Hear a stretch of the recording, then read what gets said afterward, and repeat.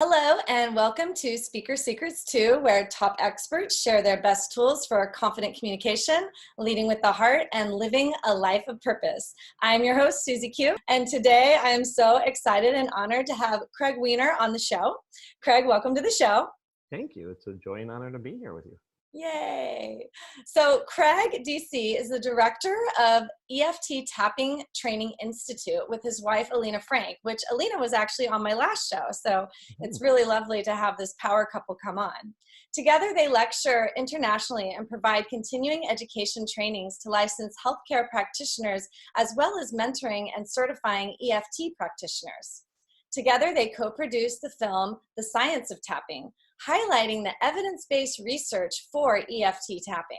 Craig maintains a private practice where he primarily works with entrepreneurs who work to overcome the blocks that prevent them from living the inspirational life they are meant to live. So, Craig, welcome to the show. I feel welcome, SuzeQ.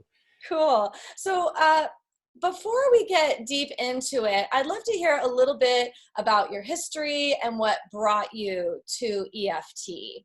And EFT is emotional freedom technique, which is tapping, which we'll get into as well. But I'd love to hear first a little bit about your history. Yeah, there's a lot there, and I was trying to think, what is it that I'd like to present that's, beyond the degrees and the profession and the vocation. And, in stepping back from that kind of bio kind of stuff, which you can read, I think what really drew me here as I looked through the thread of my life, the thread that got me to where I am here was basically fear and the need for safety. It's a complicated web, but when I start to look over the pieces of my life that line up and how I ended up, I became a massage therapist, I became a chiropractor, I got involved with EFT after being really skeptical about it, and I have a kind of a science-driven mind, but really what drove me to where I am and the passion of being a teacher and doing what I do was a felt need for a sense of safety, which I didn't have when I was growing up. I mean, I have a wonderful family, et cetera, but for many reasons, I didn't feel safe as a child. And I had many episodes in my life in which I didn't feel safe and always felt the need that I shouldn't have that sense, that I shouldn't want that, and yet I did. So I end up all this way, decades later, finding through the science the importance of safety for healing. And it's a big part of what I teach. So in regards to the topic that we're having, it's interesting because how do I find passion in my life? How do I connect the threads? How do I become a speaker or somebody that communicates effectively and from heart and with authenticity and even a sense of vulnerability? It's really the thread that connects it all is finding a sense of safety from outside myself and then inside myself, and then bringing that to a moment even like this. So I know it might not be the answer that you expected, but in reflecting upon you asking that question, that's what came to me. That's the perfect answer. And I love that you came from a skeptical point of view. And I'm really excited to hear more about that transformation for you. So given the title of his presentation, what have you personally and professionally had to overcome in order to become a professional teacher and presenter? Yeah, I think what I've had to overcome is not unique.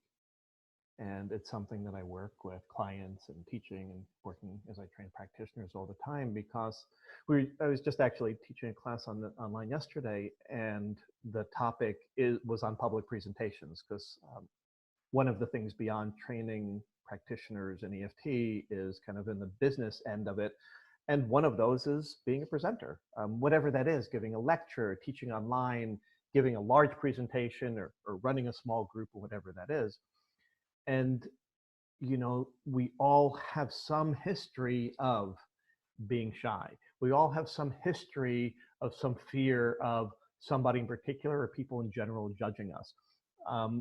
ubiquitous is a sense and a fear of public speaking, because there's this fear of being seen, this fear of putting yourself out there, this vulnerability of people will really see me and or judge me and or criticize me or think I'm not good enough.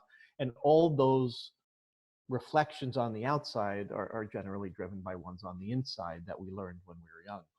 So I, amongst pretty much everybody else, had to find ways to find that inner sense of safety, to find that inner trust that what I have to say is enough, that I know enough, that I have enough to share, and that those who are wanting or needing and or ready to hear what I have to say are the ones that I really care about and the ones that matter.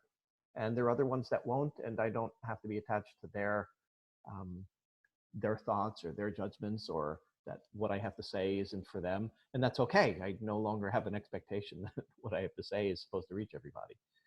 So I think that I had to overcome those very same things that so many of my clients and so many of my students have to as well. So I think it's pretty universal. Yeah, the human existence is very universal. And I love that you brought up that not everybody is going to be in tune with your message or what you have to say. Different strokes for different folks. And I remember the first time I experienced somebody like not liking what I was putting out there. And my coach actually was like, oh, let's celebrate. You got a hater. That means you're actually putting yourself out there. So having the courage to be able to put yourself out there and trusting that you will find your tribe, you will find your audience, and the other people, they'll find who fits in with them. So that's super beautiful, and thank you for sharing. Now, I'd love for you to share with our audience exactly what EFT is. Sure. So EFT stands for the Emotional Freedom Techniques. Okay. Many people refer to it as tapping.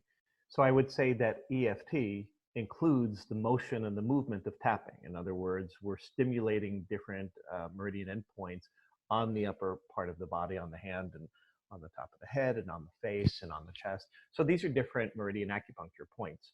So we're stimulating them through tapping. So many people have just started to call EFT tapping, but there are other techniques in Qigong and acupuncture that use stimulation through pressure and tapping. So they're not exactly the same thing, but many people refer to it that way. The emotional freedom techniques was developed out of something called thought field therapy, which then was created by Gary Craig in the mid-'80s. And it has grown to being used by millions of people around the world. What is it? So I could use a scientific explanation, but here's what I'll really say is that it has different elements. It has a cognitive or mindful element. It has a physical stimulation or somatic element. It has an energetic element because we're working with the energy system of the body. So it's a multimodal modality that people can use either on themselves or with a practitioner, depending, to be able to accomplish different goals. And that goal might be the reduction of reactions or defensiveness or intense emotions. It might be to change your behavior. It might be to decrease anything. For example, studies show significant research that shows decreases in anxiety, in depression, in PTSD, in physical pain. And you know, you mentioned before that you loved that I came at this as a skeptic, and I really did, because when I first heard about it, it was about 2 years that I kind of thought it was a bunch of hooey before I really dove into it. And I want to say, and here I am, you know, an international trainer for it. So please don't be put off by skeptics, because they end up being sometimes the greatest raving fans, right? But what I realized is, how could possibly saying these words, tapping on your face, really do all these things?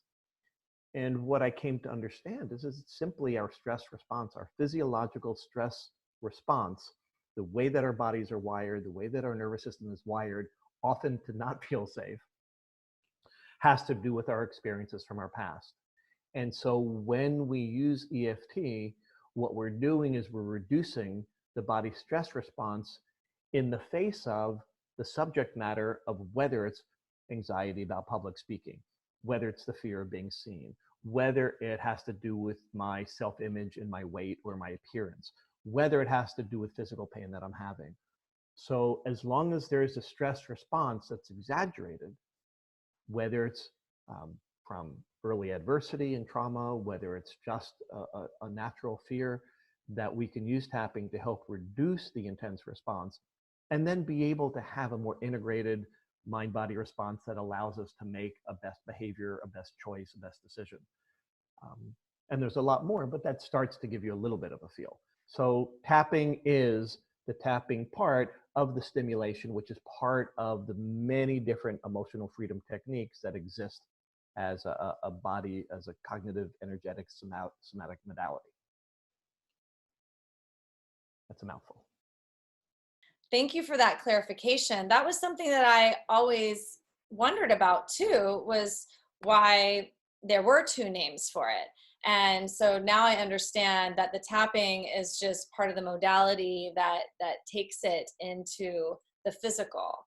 So that's very helpful in understanding that at a more deeper level. And so I'm curious, like, is there any science research that actually demonstrates the effectiveness of EFT for stress and fear or anxiety related to public speaking? Yeah, Like, there's actually so much, you'd be amazed. And it's actually why we ended up creating, as if we needed something else to do besides teaching in our practices, creating a film called The Science of Tapping. So you could go to scienceoftapping.org and you could see top level research, you could see articles, news media.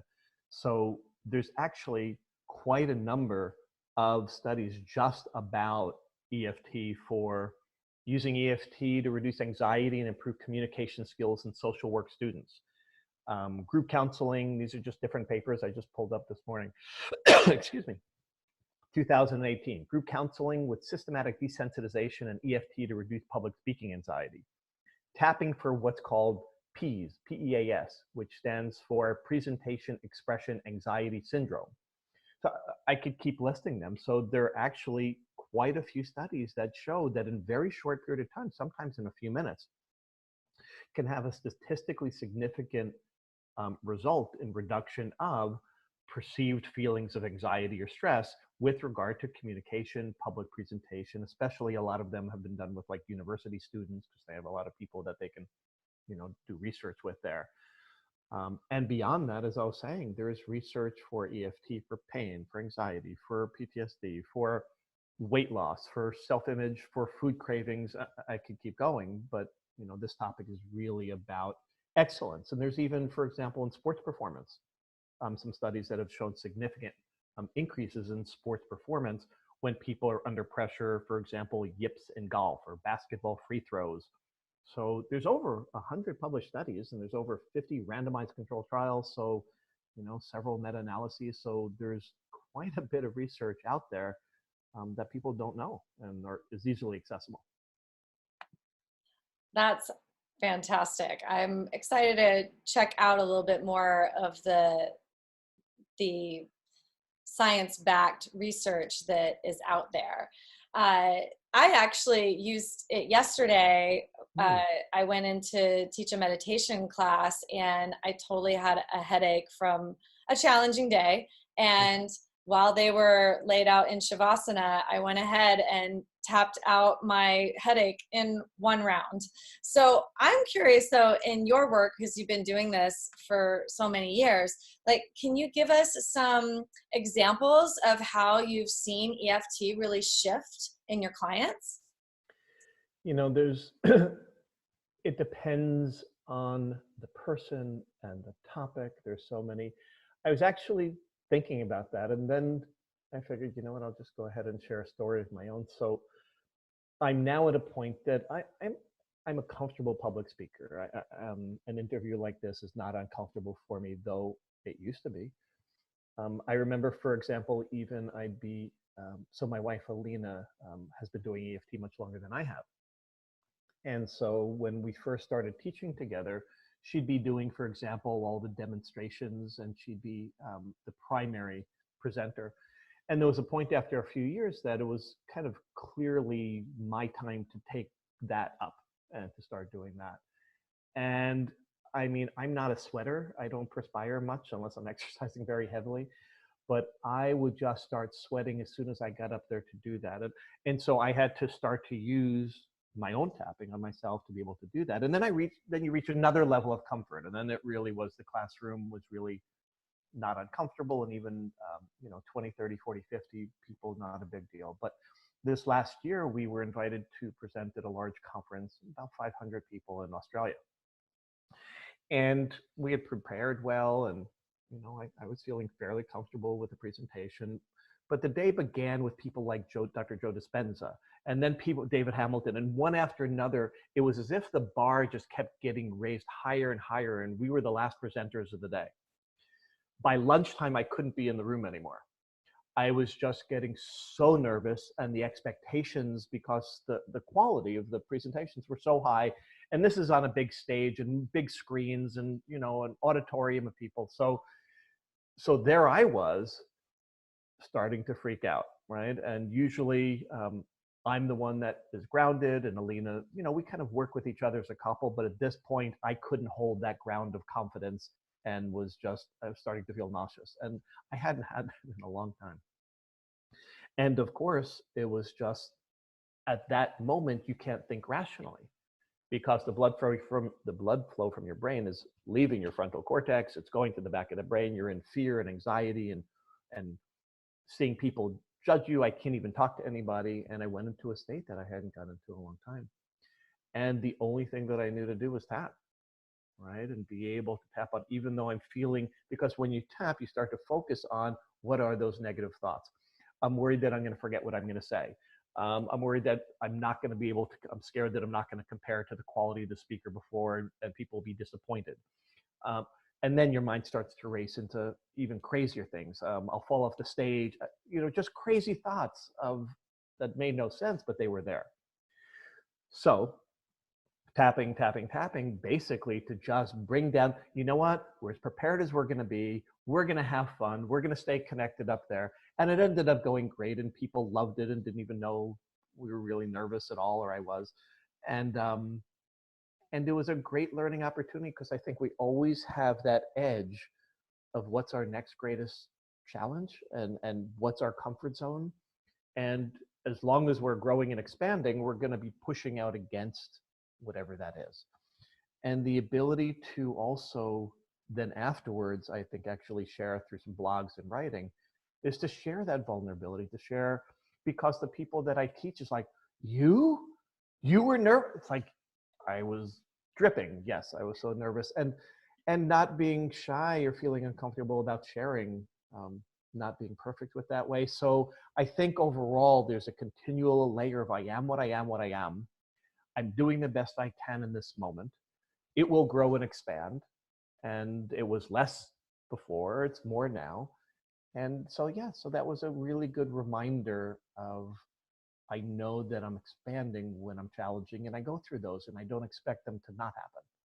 It'll just be at whatever next level of expansion that I'm facing. Perfect. So I'd love for you to lead us through a sequence, maybe something similar to even what you did for yourself.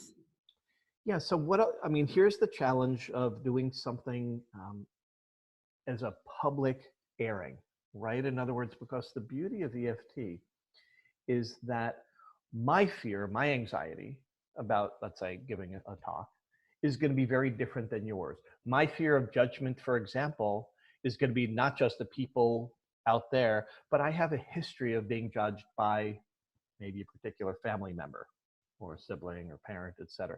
So when one works to, I want to say there are two things. One is tapping kind of in the moment, first aid tapping, self-regulation tapping, and that's really what I'm going to be doing here. But EFT is really most profound to actually really resolve the primary underlying fears and anxieties and worries, which we each have a unique history to. And that's the work really done with a qualified, certified, skilled practitioner. But that doesn't mean that you can't self-apply EFT for something in the moment to just regulate and calm and ground you. So obviously everybody that's watching and listening has their own history and their own story, et cetera. And we're not going to go there, but we're just going to do a little imaginary event. So I'm just going to invite you and anybody else that's listening to go ahead and put yourself into a situation in which there's an important communication you need to deliver, right? It could be with a child, it could be with a spouse, it could be teaching a class, it could be giving a presentation, it could be doing an online webinar. And I want you to just go ahead and just take a moment and perhaps just consider what that is and start to tune in to what you feel about that particular specific moment. And I'd invite you to notice a few things about it. One is, what you would best describe in this moment as the feeling or emotion about that? Is it fear? Is it doubt? Is it worry? Is it anxiety? Is it whatever it is? And just tune into that for a moment and give it a scale of 0 to 10. Right now in this moment, thinking about it, is it a 1, barely anything? Is it a 10 as soon as I think about it? Is it a 5.5? If you're not good with numbers, is it a little bit or kind of a medium amount or a lot? Just so you can have a gauge. And then I'm going to invite you to just tune into that emotion and see if you also notice it anywhere in your body. So one person might experience it as a tightness in their chest. Somebody else might experience that as a tingly feeling somewhere. Somebody else might feel a little nauseous. And if you don't feel anything in your body, it's okay. Yeah, I'm feeling a little bit of like a accelerated heartbeat and a little heat in my body. Okay. So when we create the tapping statement, as far as what we're going to say when we're tapping, that's basically the primary focus in the basic form of EFT. We think of a particular situation most effectively as a specific event and not something like that always happens, but just like a single example. We think of and we consider what emotion I have about that. We grade it, so we put it on a scale. We tune into if we feel it in our body anywhere. And then we're going to go ahead and we're going to use that in a statement with a self-affirmation statement that I'll describe. And while we're doing that, we're going to do a particular way that we're going to tap, and we're going to measure and notice if there's change. Okay. So I'm going to, we'll use this time, because who's ever listening is going to have a different time, right, or a different situation. So it would look something like this. I'll go ahead and tap, and you can repeat back to me. So even though. Good. Even though I feel this emotion, whatever it is. Even though I feel this nervousness. Good. And I notice it or I feel it in my. And I notice it and I feel it in my chest and my body is warm. Right. Thinking about, we'll just call it this situation. Thinking about this situation. Good. I accept that's how I'm feeling. I accept that's how I'm feeling. Good. Even though. Even though. Even though I feel this nervousness. Even though I feel this nervousness. And I feel it all over. And I feel it all over. Good. Thinking about this upcoming situation. I'm thinking about this situation. Good. I still accept myself. I still accept myself. And one more time. Even though. Even though. Even though I feel this nervousness all over. Even though I feel this nervousness all over. Good. Thinking about this upcoming situation. Thinking about speaking to this person. Good. I still deeply and completely accept myself. I still deeply and completely accept myself. Good. Now we're going to do what we call reminder phrases, which are little snippets of that on these different points. So this nervous feeling on the top of the head. Feeling. Good. This nervous feeling on this eyebrow point at the beginning of the eyebrow. This nervous feeling. Good. Side of eye. This nervous feeling. This nervous feeling. Good. Under eye. This nervous feeling all over. This nervous feeling all over. Should I do it with both hands? Does it matter? Doesn't matter. You can use one or both. Okay, yeah. Great. Good. This nervous feeling. This nervous feeling. What's this nervous feeling all over? This nervous feeling all over. Good. The collarbone points. This nervous feeling. This nervous feeling. Good. And then under the arms. This nervous feeling. This nervous feeling. And then we just pause and we reflect and we just revisit and we see how we did. So it's like, okay, thinking about that thing, that upcoming communication. Right now, and actually I didn't even ask you, and I should have, the nervous feeling before on a 0 to 10 scale was a what? It was about a 6. Okay, so now just with your eyes open, just thinking about it. Right now, what is it? It's more like a 3. Okay, good. Yeah. So we would then do another round, okay? Because what we call the suds of the level can either do one of really only 3 things. It either goes down, it stays the same because we're missing the mark, where there's something about it that we need to get more specific about, or we're actually tuning into it as we start tapping more than we were 45 seconds ago. And it actually temporarily goes up as we tune more into the reality of what that's going to be like. So let's just do another round. So even though, even though I have some remaining nervousness, even though I have some remaining nervousness, yeah, thinking about this upcoming communication, thinking about this upcoming communication, good. I accept that I feel that way. I accept that I feel that way. Good. And And even though I still have some remaining nervousness, I still have a little bit of remaining nervousness, yeah, just thinking about that upcoming communication I need to have, thinking about that upcoming communication, hmm I still accept myself. I still accept myself. And on the side of hand, keep tapping, Even though, even though there's some remaining nervousness left, and even though there's some remaining nervousness left, thinking about that upcoming communication, thinking about that upcoming communication, I accept that I have some nervousness. I accept that I have some nervousness. Good. This remaining nervousness on the top of the head, center top of the head, This remaining nervousness, at the beginning of the eyebrow point, this remaining nervousness. this remaining nervousness, Good. On the side of eye, either one side or both, this remaining nervousness. this remaining nervousness, Good. Under eye, this remaining nervousness. this remaining nervousness, Good. Under nose. Remaining nervousness. remaining nervousness, Chin point, this remaining nervousness. remaining nervousness, Collarbone, some remaining nervousness. some remaining nervousness, Yeah. And right about 4 inches underneath the armpit. This remaining nervousness, either across or on the same side. That's great. Just like that. remaining nervousness. Good. And then revisit again and just thinking about that upcoming communication. Just check in and see how the nervousness is now. 0. Yeah. And so, I mean, it can be that quick, right? It can take 2-3 minutes, right? And sometimes things are complicated and our mind starts making other connections to something else that we're nervous about or something else about that relationship with that person that we're feeling something about. So there's a flow that happens with this, but just to be able to give people a beginning way to start experimenting. And I'll also, you'll have a link for like a free ebook that has some more information on it, but that's just kind of a beginning start and things can really regulate it and reduce that quickly. Yeah. I mean, I've seen it work miracles in my life with pain, with mood. So I'm a big believer and proponent of it, and I'm so honored that you were able to come on the show and share with us. So I know you do have a gift, and would love to hear more about that. Well, we actually have a free kind of manual gift on using EFT for health, happiness, abundance, and success. So you'll have the link below there. I mean, our primary website is EFTtappingtraining.com. And so there's articles and there's videos and there's interviews and there's research and workshops and all, for those people that just want to learn it for themselves or to become a practitioner, which anybody can. And so there's lots of resources there. And I just want to say, there's one thing about EFT that people sometimes ask is like, yeah, but why do you have to focus on the negative feelings? Because those are the ones that are already there. And they're the ones in the way. And they're the ones that are preventing us from just being our true selves and feeling comfortable with ourselves and being authentic.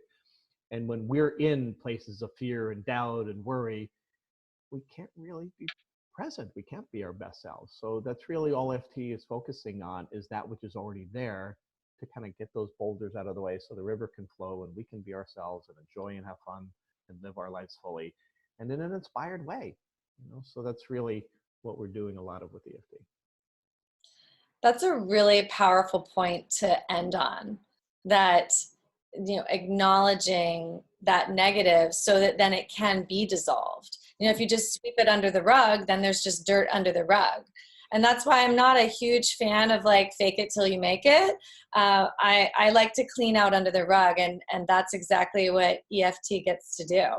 Yeah, I mean, it's like if you don't look under the bed, it's not like dust bunnies aren't there, right? It's the allergic reactions and all of that are there because there's dust there, and you could go, yeah, I only want to focus on the not dust.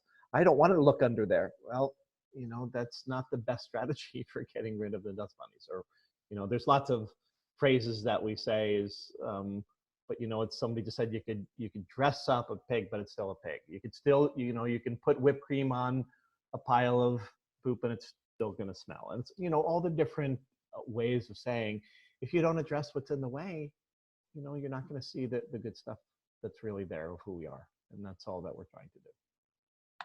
Well, thank you so much for coming on the show. It's been such a pleasure to have you. And audience, make sure that you tune in and get that free gift, because it sounds like it's really going to give you a platform to bring a new way of being into your life that will just like launch you into where you want to go. Yeah. Thanks for having me. So thanks again, and please tell Alina I say hello and that we all say hello, and it's been so lovely to have you. Great. And thank you to our audience for joining in, and I look forward to seeing you again sometime soon. Thanks, Craig. You're welcome. Bye. Bye-bye.